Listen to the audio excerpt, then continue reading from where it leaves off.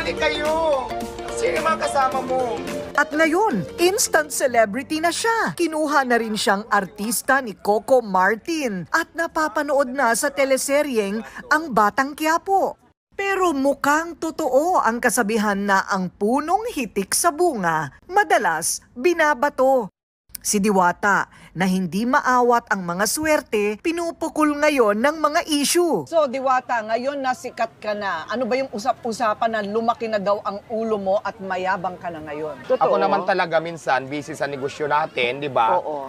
Ang hiniling ko lang naman, minsan bigyan niyo ako ng time para makapagtrabaho din, di ba? Oo naman. Kasi hindi naman pwedeng dyan na lang ako nakaharap sa camera Oo. ng buong maghapon kasi hindi ko na namamanage yung tindahan ko, napapabayaan ko Correct. na. Uy, thank you ah. Oo. Pinakain mo pa ako. Ay, walang anuman, madam. Oo, salamat. Ang sinasabi kasi nila dati talagang madalas, pag